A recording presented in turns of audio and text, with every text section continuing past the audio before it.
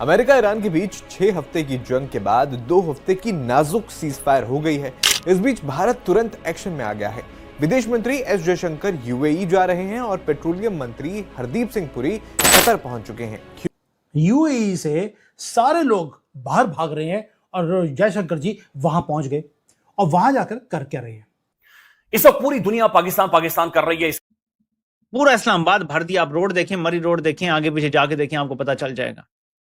Qatar Energy Minister reaffirmed Qatar's commitment to remain a reliable energy supplier and looked forward to continuing and strengthening energy relations and cooperation with India. आप देखिए chess board के अंदर UAE पहुंच गए, एक strategic understanding हमने Iran के साथ भी रख ली और दूसरा जो आइसोलेशन है पाकिस्तान का वो भी हमने अचीव कर लिया यूएई के साथ मिलकर। अगले 6 माह कितनी सख्त होंगे पाकिस्तान के लिए, आम लोगों के लिए। सच इसलिए बोलना चाहिए कि लोग अपनी तैयारी तो करें ना। सबसे बड़े ऊर्जा निर्यातक देशों में से एक कतर ने भारत को आश्वासन दिया है कि कतर भारत का एक भरोसेमंद ऊर्जा सप्लायर बना रहेगा और कतर ने भारत के साथ ऊर्जा के क्षेत्र में सहयोग को आगे भी जारी रखने और इसे और मजबूत करने की इच्छा जताई है। कुछ न कुछ इस जंग से पुतिन ने भी हासिल किया है। सो हर मुल्क अपने मफादात देख रहे हैं। हमारा एक ही मफाद है इसमें कि हमें किसी मुल्क के बिहाफ पे इस जंग में ना कूदना पड़े और खुदा ना खास्ता अगर ये मामला सुलझता नहीं है, नेतन्याहू कामयाब हो जाता है, अगर नेतन्याहू कामयाब हो जाता है तो ईरान पे एटमी हमले का खतरा मौजूद है। भारत में ब्रिक्स की मीटिंग होने वाली है और ब्रिक्स की मीटिंग में कौन कौन आ रहा है? सऊदीज, यूएई, ईरान, जो कि कट्टर दुश्मन है एक दूसरे के। इसमें कोई शक नहीं है नाज़रीन कि हम सब आपस में लड़े हुए हैं, हम सब जख्मी हैं, हमारे कपड़े फटे हुए हैं, हमारे मुंह से खून रस रहा है, हमारी आंखों के नीचे मुक्कू के घुसनों के निशानात बकायदे से बने हुए हैं, हमारे आपस में इख्तिलाफात। बड़ा एनर्जी का मसला है, आईपीपीस का मसला है, वॉर हो गई है, दुनिया ऊपर नीचे हो गई है। नमस्कार दोस्तों, स्वागत है आपका भारत नाव में। दोस्तों, ईरान और अमेरिका के सीज फायर को लेकर पाकिस्तान के अंदर काफी ज्यादा खुशियां मनाई जा रही है कि देखो किस तरह से ग्लोबल पीस मेकर के तौर पर पाकिस्तान उभर कर आया है और इस्लामाबाद को पूरी तरह से सजा दिया है। मीटिंग पाकिस्तान खेल रहा है। वहीं दूसरी तरफ चर्चा ये हो रही है कि आखिर पीएम मोदी ने मीडिएशन क्यों नहीं किया। इस चीज को लेकर सोशल मीडिया के ऊपर सबसे ज्यादा क्वेश्चन चल रहे हैं, जबकि हकीकत ये है कि सबसे इंपॉर्टेंट काम पीएम नरेंद्र मोदी कर रहे हैं वो है एनर्जी को सिक्योर करना। तो जैसे ही सीज फायर का ऐलान हुआ, पीएम नरेंद्र मोदी एक्शन में आ गए। फॉरेन मिनिस्टर जयशंकर दुबई की तरफ गए और पेट्रोलियम मिनिस्टर कतर की तरफ गए, जहां पर कतर से डील साइन करके एनर्जी को कंप्लीटली सिक्योर किया भारत के लिए। मतलब एक तरफ पाकिस्तान जो है वो मीडिएशन के काम में लगा हुआ है, वहीं दूसरी तरफ भारतीय सरकार पीएम नरेंद्र मोदी अपनी जनता की जरूरतों को पूरा कर रहे हैं। मतलब एक तरफ पाकिस्तान सिर्फ वाहवाही बटोरेगा और वही भारत जो है वो अपनी पूरी एनर्जी की जो रिक्वायरमेंट है उसे फुलफिल करेगा, ताकि फ्यूचर के अंदर भारत को किसी भी तरह की कोई भी दिक्कतें न हो। जबकि पाकिस्तानी आवाम आज से 6 महीने बाद चीखे मारती हुई नजर आएगी। हम इस वक्त फोर्स मेजोर क्यों नहीं अप्लाई करके इन कॉन्ट्रैक्ट्स को खत्म करें? हमारे ग्लोबल ऑयल सप्लाई पूरी थ्रेट के अंदर है और जो पुराने रूल्स थे पावर के, ग्लोबल पावर के, डिप्लोमेसी के, वो जल रहे हैं।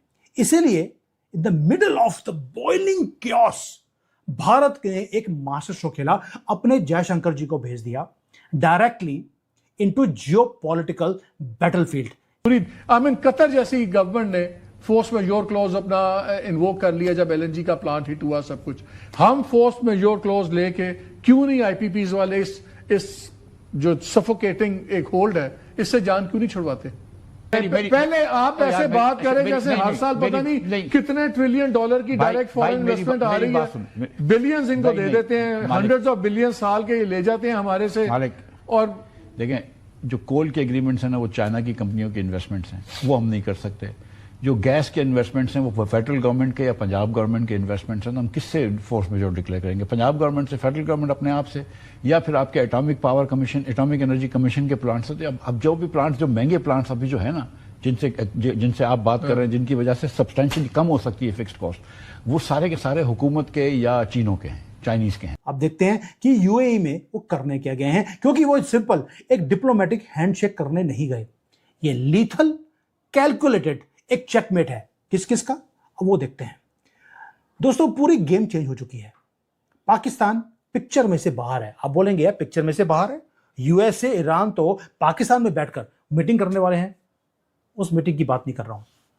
हमने जो न्यू दिल्ली में जयशंकर जी हैं, उन्होंने सर्वाइवल गाइड जो थी पूरे मिडिल ईस्ट की, उसको रीराइट कर दिया। अब बताऊंगा कैसे। आपकी नजर है जो अमेरिका की और जो ईरान की मीटिंग पाकिस्तान में होनी है, वो होगी नहीं होगी वो बाद में पता लगेगा।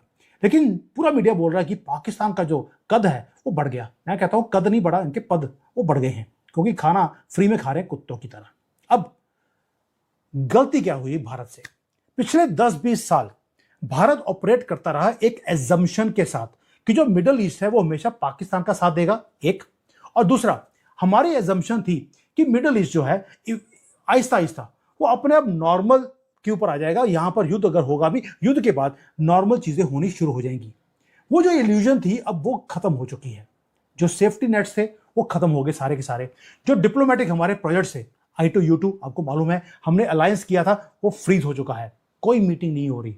जो हमारा IMEC था उसके ऊपर बातचीत ही नहीं हो रही है, वो प्रोजेक्ट साइडलाइन हो गया, क्योंकि हर मिडिल ईस्ट कंट्री अपने सर्वाइवल की वो बात बोल रहा है। अब भारत क्या है? भारत हैविली रिलाई करता है मिडिल ईस्ट के ऊपर अपने तेल के लिए और गैस के लिए। और आज मिडिल ईस्ट में आग लगी हुई है और ये डिजास्टर है भारत की मार्केट के लिए। इसलिए अब भारत को जागना पड़ा कि भैया पुराने जो डिप्लोमेसी के रूल्स है वो खत्म हो चुके हैं, हमें अब नई फॉरेन पॉलिसी क्रिएट करनी पड़ेगी। और ये जो नया एरा है, जो डेंजरस एरा के अंदर मिडिल ईस्ट चलता जा रहा है, ये नियर रियलिटी का मतलब है आपको नई स्ट्रेटजी चाहिए। इसलिए जयशंकर जी युद्ध के टाइम पर, अगेन फिजिकल युद्ध नहीं है, मिलिट्री का युद्ध नहीं है, ये जियोपॉलिटिकल युद्ध चल रहा है, उसके बीच में वो सर्जिकल प्रिसीजन के साथ एग्जीक्यूट करने गए हैं कुछ बड़ा प्लान यूएई के अंदर। इसके बाद कि अब आगे, मैंने आप शुरू में बोला था एक बहुत बड़ी मीटिंग है भारत में जो होने वाली है 2026 में, ब्रिक्स का समिट भारत में हो रहा है। और उस मीटिंग में सबसे बड़ी एक्सप्लोसिव और हाईली एंटिसिपेटेड डिप्लोमेटिक इवेंट क्या होगा कि उसके अंदर सऊदी अरेबिया, यूएई, ईरान, तीनों जो जान के दुश्मन हैं वो उसी टेबल पे बैठे होंगे। ये तीन कंट्रीज वो हैं जो सेम कमरे में अगर सेम हवा भी ले रहे हैं तो उसमें भी ये गोलियां ना चलाएं, ऐसा हो नहीं सकता। अब जयशंकर जी क्या कर रहे हैं? वो यूएई में जाकर बैठकर वो सिंपल ट्रेड डील्स या तेल लेने की बातें नहीं बोल रहे, वो एक अल्टीमेट जियोपॉलिटिकल ट्रैप वो क्रिएट कर रहे हैं। अब ये आती है एक्चुअल एनालिसिस। वो क्या कर रहे हैं? वो वहां पर ब्रिक्स का एजेंडा यूएई के सामने रख रहे हैं और प्री प्रोग्राम, पहले से प्रोग्रामिंग कर रहे हैं यूएई की माइंड की कि जो ब्रिक्स का एजेंडा है वो क्या होगा और उसको कैसे लेके चलना है ताकि लड़ाइयां ना हो। वो लॉक कर रहे हैं यूएई की सपोर्ट की, जबकि अभी समिट 2-3 महीने के बाद आना है, ऑफिशियली अभी शुरू नहीं हुआ है। उससे पहले ही हम यूएई की सपोर्ट हमने लेनी शुरू कर दी, क्योंकि हमें मालूम है कि सऊदी अरेबिया इस बार थोड़ा गंद डालेगा, क्योंकि अभी अभी वो पाकिस्तान के साथ थोड़ा सा रोमांस में है। भारत पोजीशन कर रहा है अपने आप को कि अब हम ग्लोबल जो साउथ है उसका किंग मेकर का जो अनडिस्प्यूटेड हमें रोल मिला है उसको पूरा करें। अमेरिका की भी